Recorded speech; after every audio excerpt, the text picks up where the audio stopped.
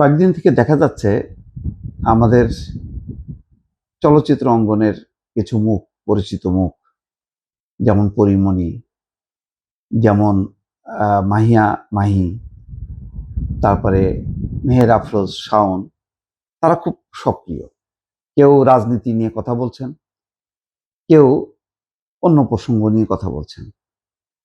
পরপর দুইটা দেখলাম যে পরীমণি তার বিচার চাইছেন। তিনি ২০-২২ দিন কারাগারে ছিলেন, তার সম্মান হানি হয়েছে। রাষ্ট্র কি তার সম্মান ফিরিয়ে দিতে পারবে কিনা? মাহিয়া মাহি আবার বলছেন এখন যে শুধু আমি একা নই, অনেক নারী ভুক্তভোগী।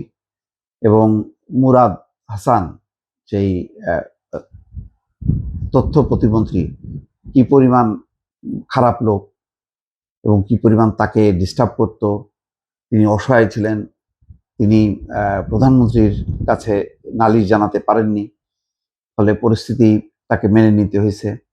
তিনি তার ফোন ধরতেন না, এই সমস্ত নানা কীর্তি কাহিনী বলে তিনি বলছেন যে তিনি এই সমস্ত বিরুদ্ধে একাই লড়েছেন, তার পাশে কেউ থাকেনি।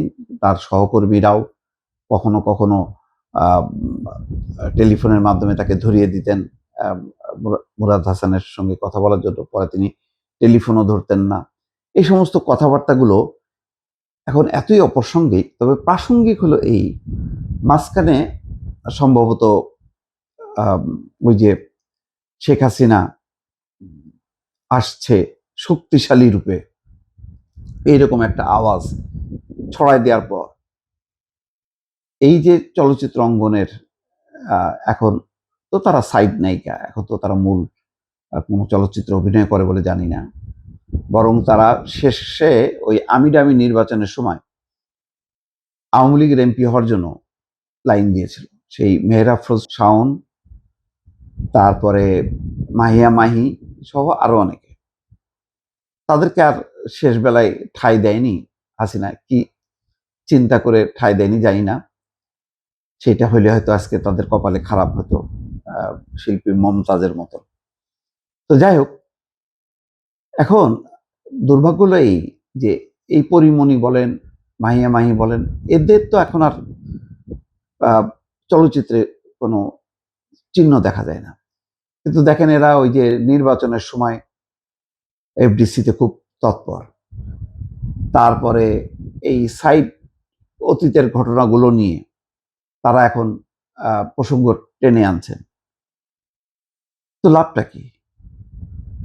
আবার এই যে মাহিয়া মাহি এরা ভাবছেন যে শেখ হাসিনা আসবে, সুতরাং এখন যদি কিছু তার পক্ষে বক্তব্য দেই তাহলে হয়তো শেখ হাসিনার নজরে পড়বে, এবং আবার সেই উনি যেহেতু তারকাদের পছন্দ করেন, তারকাদেরকে দলীয় রাজনীতিতে নিয়ে আসার ক্ষেত্রে তার যেহেতু একটা তৎপর ভূমিকা আছে, কারণ সাকিব আল হাসান সহ বেশ মমতাজ অনেকেই, অনেক তারকাই ছিলেন, ফেরদৌস।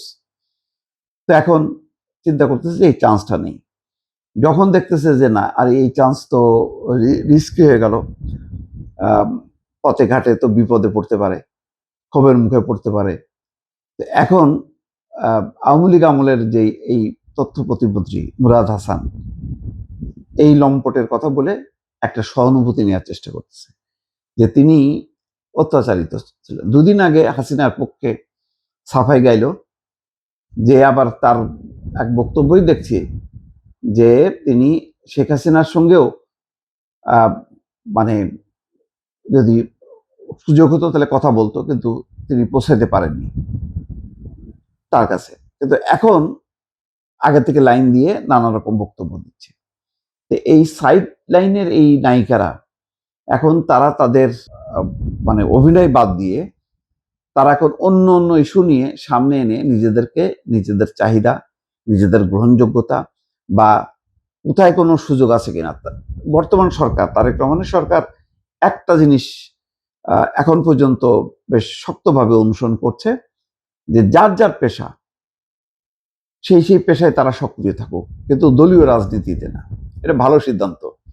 সাংবাদিকেরা সাংবাদিকতা করুক, শিল্পীরা তাদের ওই সাংস্কৃতিক চর্চা করুক, ফুটবল বা ক্রিকেট তারকারা তাদের খেলাধুলা নিয়ে ব্যস্ত থাকুক, সবাই, ডাক্তার, সব পেশায় যার যার তারা সক্রিয় থাকুক। এই ধারাটা যদি বজায় রাখা যায়, তাহলে ওই এক একটা পেশাকে কুক্ষিগত করে রাজনৈতিক ধান্দাবাজিটা বন্ধ হবে। এখন এই মাহিয়া মাহি বা পরিমণি বা মেহরাব শাওন, এই ক্যাটাগরির কিছু যারা আছে, তারা নানা রকম ফন্দি ফিকির করতেছে, ধান্দাবাজি করতেছে, নানাভাবে তারা সামনে আসার চেষ্টা করতেছে। কিন্তু ঘটনা হচ্ছে সরকার নির্বিকার, সরকার এগুলিকে পাত্তা দিচ্ছে না। এটা একটা ভালো দিক, কোনো রেসপন্সই করছে না। তো এই এই অবস্থানটা যদি থাকে, তাহলে একসময় দেখা যাবে তারা হতাশ হয়ে গেছে। ফলে এই তারকারা এখন অতীতের ঘটনা, শেখ হাসিনার আশা নিয়ে উৎফুল্ল, যাই করুক না কেন, সরকার এই যে নিশ্চুপ হয়ে আছে, এটা একটা ভালো দিক। অর্থাৎ তুমি যাই করো বাবা, তোমার এইসব ধান্দাবাজি আমরা বুঝি, আমরা এগুলি নিয়ে কোনো প্রতিক্রিয়া জানাবো না, তোমরা যা খুশি তাই করো। আস্তে আস্তে এইভাবে করতে করতে এরা পচে যাবে একসময়।